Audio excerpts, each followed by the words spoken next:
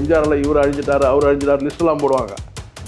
சந்திரபாபு அழிஞ்சிட்டாரு, அசோகன் அழிஞ்சிட்டாரு, இவர் அழிஞ்சிட்டாரு, அவர் சொல்லுவாங்க. ஆனால் விஜயகாந்த் சொல்லுங்கள்.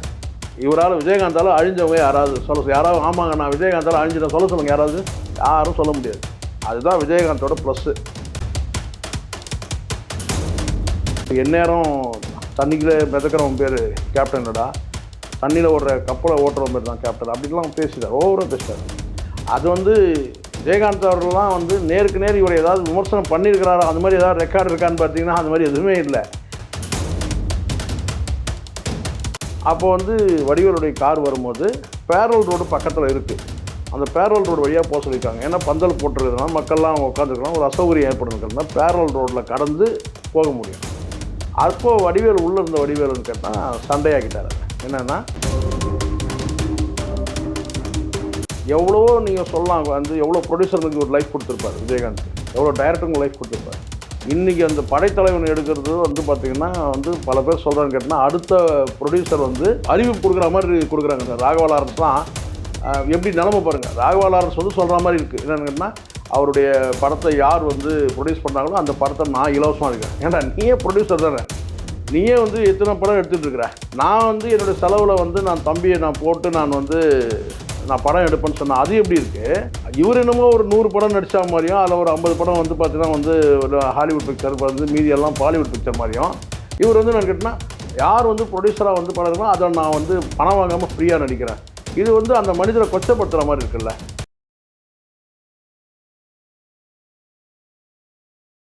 சார் வணக்கம் சார். வணக்கம் சார். வணக்கம். இப்போ கேப்டன் அவர்கள் இறந்து 1 இயர் கடந்துருச்சு. இப்போ இன்றைக்கி வரையும் பார்த்திங்கன்னா அவரால் வளர்ந்த நடிகர்கள் நிறைய பேர். அதில் ஒரு ஆள் பார்த்திங்கன்னா முக்கியமான ஆள் வடிவேல் அவர்கள். அவர் இறந்ததுக்கு ஒரு இறப்பு செய்தி சொல்லலை, இன்றைக்கி வரையும் ஒரு வருத்தம் கூட தெரிவிக்கல. அதெல்லாம் சார் சுயமாக நெஞ்சிலேருந்து வரணும். இந்த நன்றி உணர்வு, மான உணர்வு, இது எல்லாமே ஒவ்வொரு மனுஷனுக்குள்ளேருந்து வரணும் சார். இவங்கெல்லாம் அந்த நன்றி உணர்வு நம்ம சொல்லி தான் வர வைக்க முடியாது. வடிவேலாக இருக்கட்டும், அது யாராக இருக்கட்டும், இவங்க சொல்லி வர முடியாது. அவங்களுக்காக வரணும். உள்ளூராக வருத்தப்படலாம் அல்லது வருத்தப்படாமல் கூட இருக்கலாம். அட்லீஸ்ட் வெளி உலகத்துக்காகவாவது கேட்டால் ஒரு சில பேர் போலித்தனமாவது கண்ணீர் சிந்துவாங்க. அதையும் கூட இந்த ஆள் செய்யவே இல்லை வடிவேலு. உள்ளபூர்வமே பார்த்தீங்கன்னா மனசில் இருந்துன்னா நம்ம வெளி உலகத்துக்கு வரலன்னா கூட ஒரு அறிக்கையில் வெளியிடலாம். ஏன்னா வெளியில் பேச முடியாதுங்க, அதனால் ஒரு அறிக்கையாக வெளியிடலாம். ஸோ அறிக்கையாகவும் வெளியிடல. அதை பார்த்தீங்கன்னா ஒரு எல்லா சடங்கு சம்பிரதாயத்துக்காகவும் பார்த்தீங்கன்னா மக்களோட மக்களாக அந்த ஒரு மனிதருக்கு அந்த மரியாதையும் செலுத்தலை. ஸோ அந்த வகையில் பார்த்திங்கன்னா உள்ளூராக இன்னும் கூட அந்த வன்மம் ஒரு வேளை வடிவேல் மனசில் இருக்கோன்ற மாதிரி ஒரு சந்தேகம் இருக்குது நமக்கு. என்ன சார் வன்மம் அப்படி 2 பேருக்கு? இல்லை, இவங்களுக்கு என்ன பிரச்சனைனா, முதல்ல இவங்களுக்குள்ளே என்ன மோதல் இருந்ததுன்னா, சினிமாவில் அவர் எப்படி சந்திரபாபுக்கும் எம்ஜிஆருக்கும் எப்படி ஒரு முரண்கள் வந்ததோ, நான் தான் பெரிய கதை காமெடியன் அப்படின்ற மாதிரி எம்ஜிஆரை பல நேரங்களில் காக்க வச்சாராம் யார், சந்திரபாபு. அந்த மாதிரி என்னென்னா பல ஷூட்டிங்கில் நேரத்தோடு வராமல் அதோட கேட்டால் காக்க வைக்கிறது நான் தான்ன்ற மாதிரி ஒரு வடிவேல் சொல்கிறேன். வடிவேல் பல சூழ்நிலையில் ஷூட்டிங்கு போகாமல் வர்றது, இல்லை ஷூட்டிங்கை கேன்சல் பண்ணுறது. இப்போ 2 பேரும் சேர்ந்து நடிக்கிற காட்சி இருக்குன்னு வச்சுங்க. அப்போ இவர் போய் காத்திருப்பார், அவர் ஷூட்டிங் வராமல் வர்றது, ஆப்சண்ட் ஆகிறது, நான் தான் பெரிய ஆளுன்ற மாதிரி காட்டிக்கிறது. இந்த மாதிரி ஒரு சூழ்நிலை இருக்கும்போது அங்கே தான் முரண்கள் ஆரம்பிக்குது அவங்களுக்கு. ஸோ அதனுடைய முரண்களுக்கு அப்புறம் விஜயகாந்த் படத்தை நான் நடிக்க மாட்டேன்னு சொல்லி வடிவேலு சொன்னதாக ஒரு தகவல் இருக்குது. அது அவர் பெருசுபடுத்தலை. யார், விஜயகாந்த். ஒரு சம்பவம் என்ன நடக்குதுன்னு கேட்டால், அவருடைய விஜயகாந்த் அவருடைய வீட்டை தாண்டி தான் இவர் போகணும், இவருடைய அப்பார்ட்மெண்ட்டுக்கு போகணும். விஜயகாந்த் வீட்டை தாண்டி தான் இவருடைய வடிவேலுடைய வீடு இருக்குது. அப்போது இவர் விஜயகாந்த் அவருடைய மைத்துனர், அதாவது தங்கை அக்கா கணவர் இறந்துட்ட போது அங்கே வீட்டுக்கு முன்னாடி ஒரு பந்தல் போட்டிருக்காங்க. அப்போ வடிவேலுடைய கார் வரும்போது பேரல் ரோடு பக்கத்தில் இருக்குது. அந்த பேரல் ரோடு வழியாக போக சொல்லியிருக்காங்க. ஏன்னா பந்தல் போட்டிருக்கிறதுனால மக்கள்லாம் உட்காந்துருக்கலாம், ஒரு அசௌகரியம் ஏற்படுறதுனால பேரல் ரோட்டில் கடந்து போக முடியும். அப்போது வடிவேல் உள்ளே இருந்த வடிவேலுன்னு கேட்டால் சண்டையாக்கிட்டார். அது என்னென்னா, நான் ஏன் அப்படி போகணும், என் வீட்டுக்கு நான் இந்த ரோட்டில் தான் நான் போவேன் அப்படின்னு சொல்லிட்டு அங்கே வாக்குவாதம் பண்ணியிருக்காரு. அதுக்கப்புறம் அந்த வாக்குவாதம் முடிஞ்ச உடனே தள்ளுமுள்ளா இருக்குது, அங்கேயே ரசாபாசம் ஆயிருக்குன்னு வச்சுங்களேன். அப்போ வந்து அதுக்கப்புறம் அவர் வந்து அவர் வீட்டுக்கு போயிட்டார். வீட்டுக்கு போயிட்டு அங்கேருந்து ஏதோ குரல் கொடுத்ததா சொல்கிறாங்க. அப்புறம் இங்கேருந்து போனவங்க வந்து ஒரு கல்வீச்சு செய்யும்போது அங்கே அதில் ஒரு கல் வந்து கல்வீச்சு சம்பவம் நடக்கும்போது அங்கே இறப்புக்கு வந்திருப்பாங்க இல்லையா, சாவுக்கு வந்திருக்கவங்கள அந்த கும்பல் போயிட்டு வந்து கல்வீச்சு சம்பவம் அந்த பக்கத்தில் இந்த பக்கத்தில் 2 தரப்புலையும் வந்து ஒரே ரசாபாசானோடனே இங்கேருந்து கல் வீசினோடனே அதில் ஒரு கல் வந்து வடிவேலுடைய மகள் தலையில் பட்டுட்ட மாதிரி சொல்கிறாங்க. ஸோ அதுக்கு பிறகு அந்த வந்து அந்த கூட்டு போயிட்டு ட்ரீட்மெண்ட் பண்ணும்போது அந்த இடத்துல முடியை எடுத்துருவாங்கல்ல, அந்த காயம்பட்ட இடத்துல முடியை எடுத்துருவாங்க. ஸோ அந்த முடியை வந்து எடுத்துட்டாங்க. ஸோ அதனால் பிள்ளை வந்து ஸ்கூலுக்கு போக முடியல. அந்த முடி எடுத்தும்போது அந்த ஸ்கூலுக்கு போக முடியாதுல்ல. ஸோ அந்த சம்பவம்னு சொல்கிறாங்க. ஸோ அதோட தொடர்ச்சியாக உங்களுக்கு தெரியும், காவல் நிலையத்தில் கூட வழக்கு 2 தரப்புலையும் பதிவு செய்யப்பட்டது அதெல்லாம் இருக்குது. பட் அதுதான் சம்பவம். இவங்களுக்குள்ளே வந்து பார்த்திங்கன்னா ஒரு ரொம்பவும் மோதல் சம்பவன்றது அந்த சம்பவம் நடந்தது. அதுவும் கூட விஜயகாந்த் அவர்களுக்கு இந்த மாதிரி வந்து இவங்க கல்வீச்சு சம்பவம் நடந்ததுலாம் இப்போ அவருக்கு தெரியாது. ஏன்னா அவங்க அந்த டெத்து சூழ்நிலை இருக்கிறதுனால அந்த சூழ்நிலை வந்து அவருக்கும் கூட தெரியாது. நேரடியாக ஒருத்தர் சண்டை போட்டுக்கல. பட் வந்து அந்த மாதிரி ஒரு சம்பவம் நடக்கவும் கிடையாது. வடிவேலுக்கும் விஜயகாந்த் அவர்களுக்கும் நேரடி சம்பவம். ஸோ அவருடைய ஆதரவாளர்கள் இவங்களுக்குள்ளே ஏற்பட்ட முட்டாள் மோதல் அப்படி தான் வந்து இந்த சம்பவம் நடந்துச்சு. அதோட தொடர்ச்சியாக வந்து அவர் பல நாட்கள் வந்து உடல்நிலை சரியில்லாமல் இருக்கிறார் தெரியும். ஆனால் அவரை போய் சந்திக்கவும் இல்லை வடிவேலு. இதாண்டி உங்களுக்கு தெரியும் கேட்டால் அரசியல் மேடையில் வந்து இவர் வந்து ரொம்பவும் அவர் தரம் தாழ்த்தி பேசிட்டாரு வடிவேலு. எல்லாருக்கும் தெரியும்.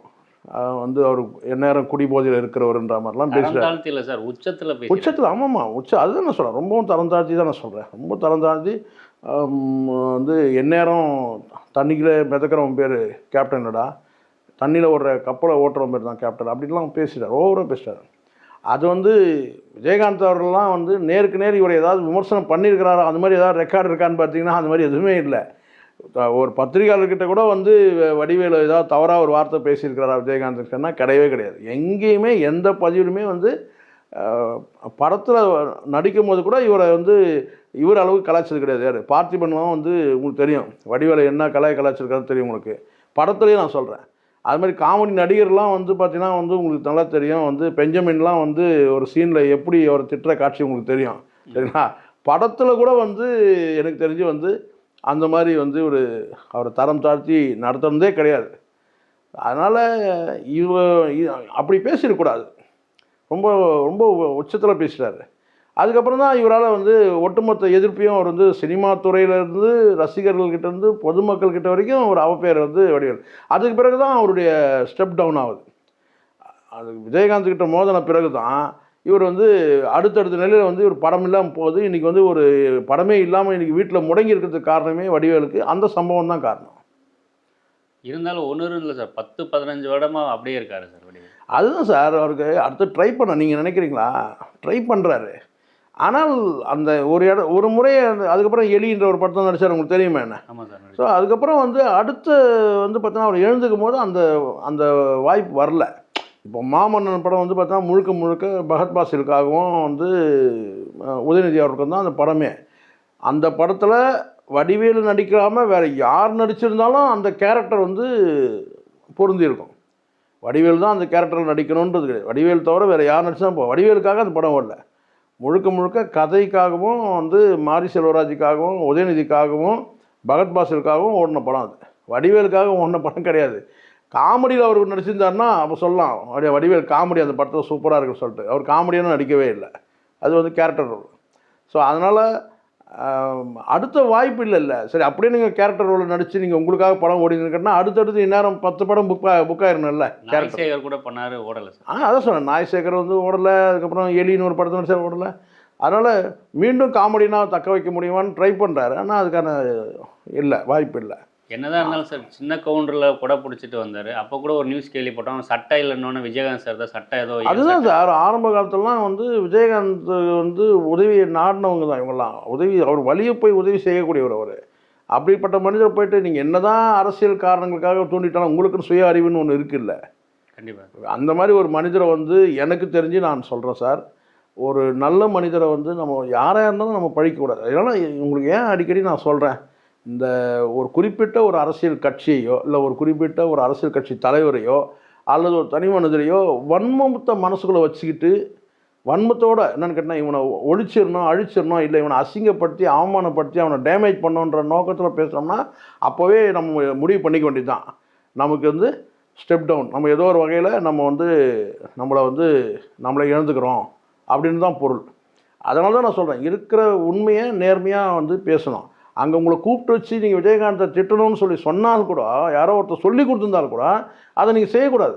கண்டிப்பாக கண்டிப்பாக. உங்களுக்கு நேரடியாக பாதிப்பா. அது பாருங்கள், சண்டை நடந்துச்சு, வீட்டுக்கிட்ட சண்டை நடந்துச்சு, அவங்க வந்து அடித்தாங்க, உங்கள் ஆளுங்க அடித்தாங்க, அவங்க கழுத்துக்கு அடித்தாங்க, நீங்கள் கழுத்துக்கு அடிச்சிங்க, அதனால் ஒரு பாதிப்பு இருக்கா? அது காவல் நிலையத்துக்கு போயிடுச்சா, வழக்கு போயிடுச்சா, அந்த வழக்கை சந்திச்சுட்டு அப்படியே போயிடணும். இதே ஒரு காரணமாக வச்சுக்கிட்டு அரசியல் ரீதியாக உன்னை நான் வந்து பழிச்சு தர்றேன் பாரு, உன்னை வந்து டேமேஜ் பண்ணுறேன் பாருன்னு சொல்லிட்டுலாம் வந்தால் யார் இன்றைக்கி டேமேஜ் ஆனது? யோசிச்சு பாருங்கள். ஸோ அவங்களுக்கும் தனி குணம்னு ஒன்று இருக்குல்ல. விஜயகாந்தோட குணம் வந்து நீங்கள் தெரியலனா பரவாயில்ல, அவர் வந்து இன்றைக்கி ஒரு சகாப்தம் தானே. இன்றைக்கி ஒரு ஆல்டர்னேட் இல்லவே இல்லை. அவர் செய்த உதவிக்கும் அவர் செய்த தியாகத்துக்கும் உண்மையாக தியாகம் சார். எப்படி நம்ம சொல்கிறோம் தியாகம்? இந்த இடத்துல நான் குறிப்பிட்றேன்.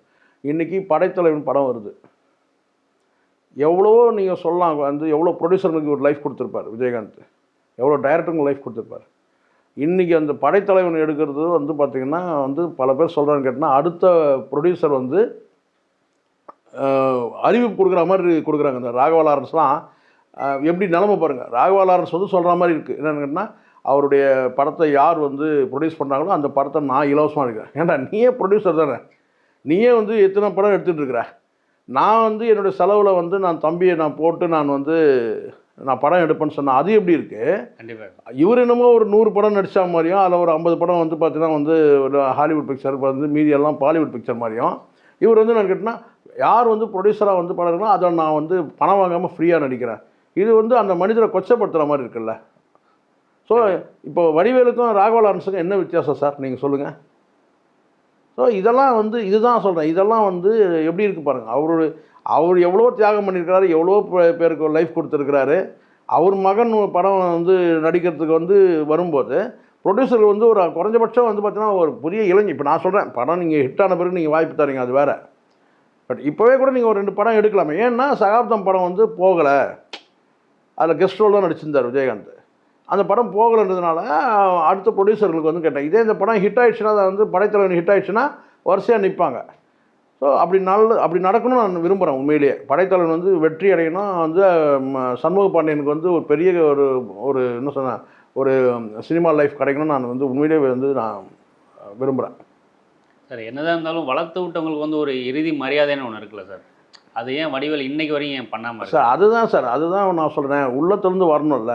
நன்றி உணர்வு வந்தாலும் சரி, அல்லது வந்து இன்னொருத்தருக்கு உதவி செய்யணுன்னாலும் சரி, இந்த நன்றி உணர்வு, இந்த அடுத்தவங்களுக்கு ஈகை குணம், மான உணர்வு, இதெல்லாம் சுயமாக வரணும் சார், மனசுலேருந்து வரணும். இன்னொருத்தர் சொல்லி வரக்கூடாது.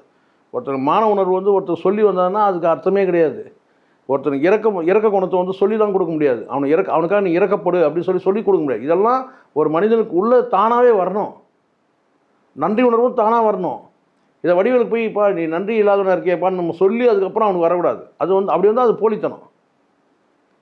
அதே சமயத்தில் சார் அவர் விஜயகாந்த் இறந்ததுக்கப்புறம் ஒரு மீட்டிங் வரல, அவர் இறப்புக்கு எதுவுமே சொல்லலை. அதுக்கப்புறம் ஏதோ கலைஞர் சம்மந்தமாக ஒரு மீட்டிங்னு வச்சுருந்தாங்க. அதுக்கு வடிவேல் வந்தப்போ யாருமே மதிக்கல சார் அவர். அதுதான் சார் நான் சார் இப்போ கூட நான் சொல்கிறேன், இந்த இப்போ 28ஆம் தேதி வருது இல்லை, நீங்கள் நேராக வந்து விடியற் காலையில் நேராக நீங்கள் போய் வந்து அந்த நினைவகத்தில் போயிட்டு நீங்கள் மரியாதை செலுத்துறது யாராவது தடுக்கவா சார் போகிறாங்க? தடுக்க மாட்டாங்க. போலீஸ் பாதுகாப்பு உங்களுக்கு ஃபுல் போலீஸ் பாதுகாப்பு கொடுக்கணும்ல. கண்டிப்பாக.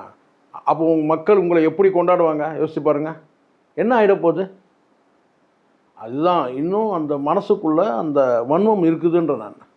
இல்லை ஒருவேளை பயமாக இருக்கலாம் சார் போனால். பயம்லாம் சார் அதெல்லாம் இல்லை சார். போலீஸ் எவ்வளோ அவர் கேட்டார்னா வந்து பார்த்தீங்கன்னா 4 பட்டாலியன் போலீஸ் கூட நிறுத்துவாங்க சார். அங்கே அவர் பாதுகாப்பு, அவர் வீடு வரைக்கும் கூட போலீஸ் நிறுத்துவாங்க. அவர் வந்து நான் விஜயகாந்தோட அந்த இதுக்கு போகிறேன், அவருடைய நினைவகத்துக்கு போகிறேன்னு சொன்னால் வழிநடுக்கும் போலீஸ் கூட நிறுத்துவாங்க. அந்த அளவுக்கு அதெல்லாம் இவருக்கு வந்து விருப்பம் இல்லை.